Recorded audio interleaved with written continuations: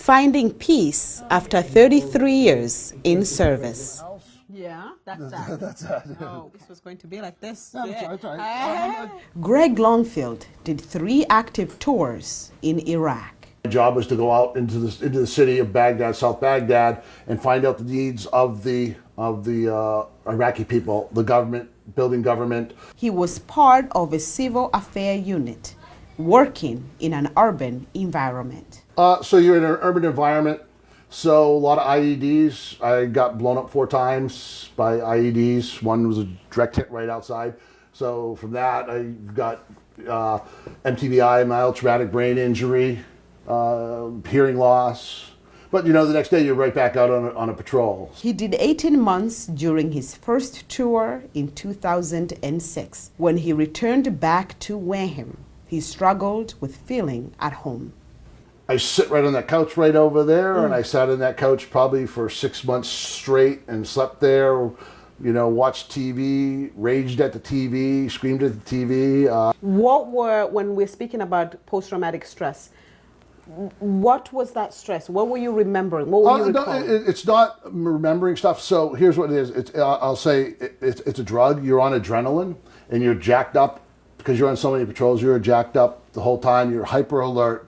The concept of time was the biggest trigger. When you're there, you never stayed in one place more than 15 minutes, because if you stayed in a place more than 15 minutes, the likelihood of you getting hit It's greater. were greater. I will tell you, the easiest part was going to war. The hardest part was coming back. Okay, because you can't just turn that off. Trying to battle PTSD alone took a heavy toll on his family. You know, I had a son,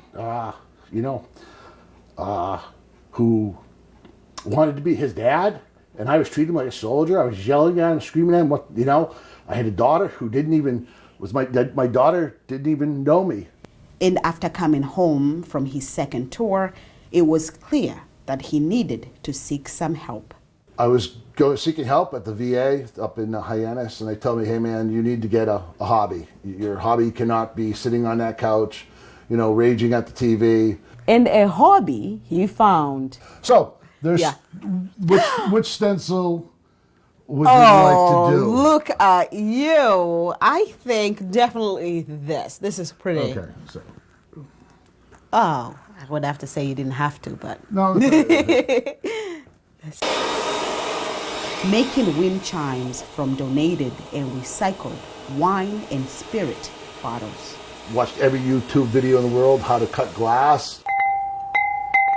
After all, it was the clacking sound that the wind chimes make that helped him to cope with PTSD.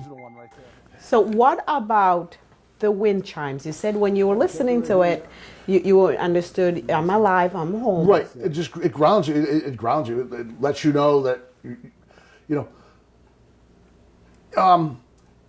sometimes you're here and you're just like, you are so messed up, you think, hey, I'd be better off dead sometimes. Okay? You do that. And, it allowed you to say, okay, I didn't do it last night.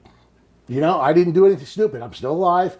Boom. And it grounds you. Okay, I am home. This is my home. This is where I belong. I was not built to break.